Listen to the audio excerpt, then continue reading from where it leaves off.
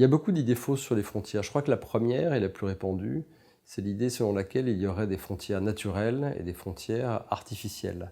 Cette idée de frontière naturelle est très française. C'était d'ailleurs un vrai projet politique. L'idée selon laquelle la France devait s'étendre jusqu'aux Pyrénées, jusqu'au Rhin, et peut-être encore plus.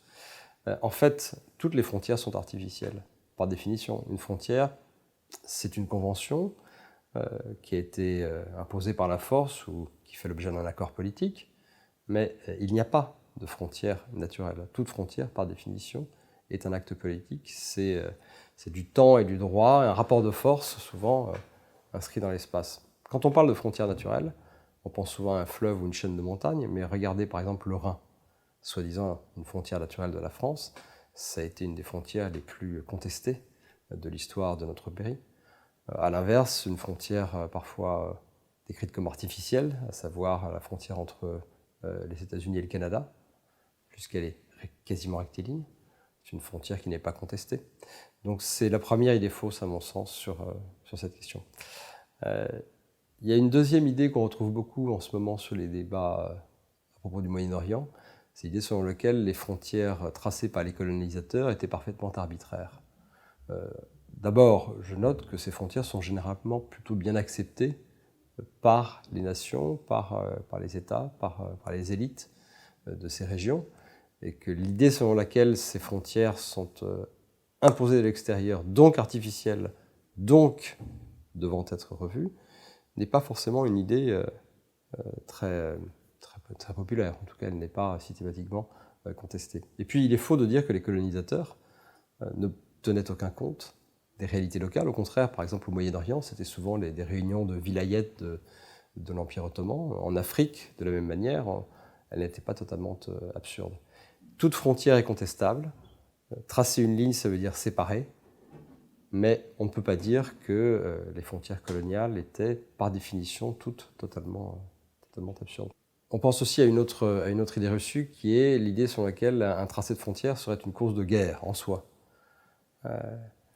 Un différend entre deux États serait lié ou trouverait son origine dans une question de frontière. En fait, les questions de frontière, ce sont plus des symptômes que des causes.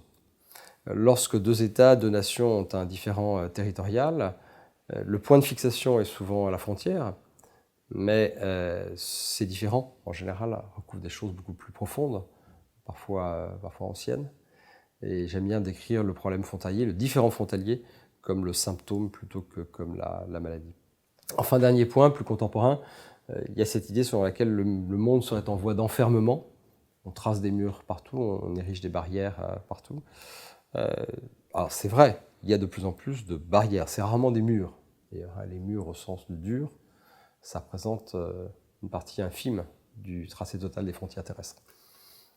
Il y a à peu près aujourd'hui entre 5 et 25%, allez, on va dire à peu près 15%, des frontières terrestres qui sont matérialisées par une barrière.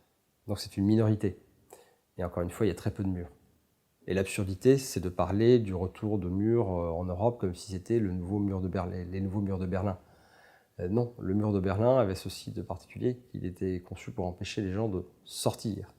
Aujourd'hui, les barrières, qu'on trouve que ce soit une bonne idée ou une mauvaise idée, est un autre sujet. Les barrières, elles sont conçues pour empêcher les gens de rentrer.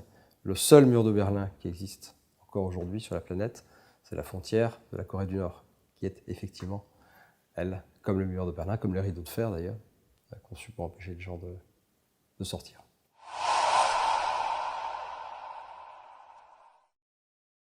Il y a deux points qui me semblent particulièrement importants. D'abord que nous sommes dans une période, depuis la fin de la guerre froide, de consolidation des frontières, de démarcation. Partout, sur tous les continents, la frontière est de plus en plus précise, de plus en plus démarquée et aussi de plus en plus matérialisée, souvent par des barrières, sinon par d'autres types de marqueurs. Donc on consolide les frontières depuis 30 ans. On les met rarement en cause. Ce qui est important, c'est de réaliser que la violation de la frontière est en droit de plus en plus considérée comme un tabou. C'est quelque chose qui n'est plus naturel, alors que pendant des décennies, des siècles, on violait allègrement les frontières. En droit international, la violation de la frontière est véritablement devenue un tabou. Et puis la frontière elle-même, d'une certaine manière, le tracé de la frontière est devenu une forme de tabou. Il y a un principe qui s'appelle uti possidetis iuris. C'est un principe qui dit en gros, ce que vous possédez, vous l'aurez. Ça veut dire que chaque fois qu'il y a un différend frontalier qui est porté devant une instance juridictionnelle, une cour d'arbitrage ou la Cour internationale de justice, eh bien, les instances juridictionnelles tranchent systématiquement en faveur du statu quo. Autrement dit, la frontière existante est celle qui est destinée à perdurer, même en cas de différend. Je simplifie un peu les choses. C'est important parce qu'aujourd'hui, on trace de moins en moins de frontières. On ne trace plus de frontières entièrement nouvelles. On trace des nouvelles frontières. Il y a des sécessions d'États, par exemple. Hein. Mais quand il y a des sécessions d'États, et ça c'est le cas depuis plusieurs décennies, on utilise les frontières régionales préexistantes. Régions, États fédérés. Et donc, l'idée de dire que la frontière est quelque chose qui est tracé par quelques personnes autour d'une table avec un stylo, c'est quelque chose qui ne correspond plus du tout au monde contemporain. On est devenu très prudent sur le tracé des frontières, on n'est plus du tout à l'époque coloniale. C'est d'ailleurs ce qui pose problème aujourd'hui quand on voit la question de Crimée et la question ukrainienne, puisque on considère que la Russie a violé un tabou de droit international, mais aussi un tabou sur la norme européenne de stabilité des frontières, qui avait été, je le rappelle, actée avec l'Union soviétique dès 1975. Et l'idée sur laquelle on va retracer les frontières par la force, y compris la force militaire, c'est une idée qui rompt véritablement avec un consensus pan-européen depuis les années 70.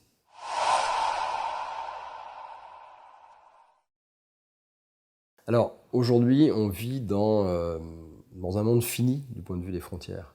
Il n'y a quasiment plus de territoire qui ne soit pas la possession, même s'il y a des différends, bien sûr, d'un État. À l'exception de l'Antarctique, il n'y a plus de terra nulli, ces terres qui n'appartiennent à personne.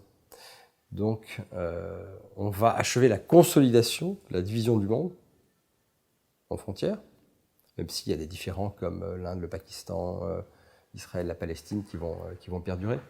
Mais la tendance, c'est d'abord l'achèvement de la consolidation de la division du monde avec des frontières terrestres.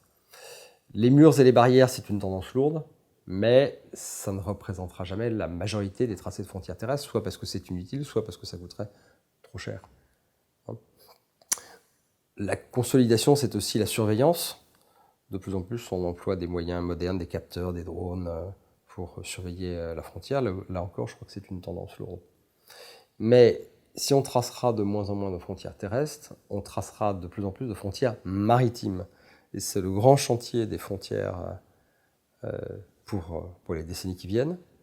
Alors que sur Terre, le monde est quasiment divisé en États souverains, dans son intégralité, le tracé des frontières maritimes est un chantier qui est très très loin d'être achevé. Nous sommes aujourd'hui d'ailleurs en phase de mise en œuvre de la Convention des Nations Unies sur le droit de la mer, qui permet aux États signataires de revendiquer des droits supplémentaires sur leur plateau continental.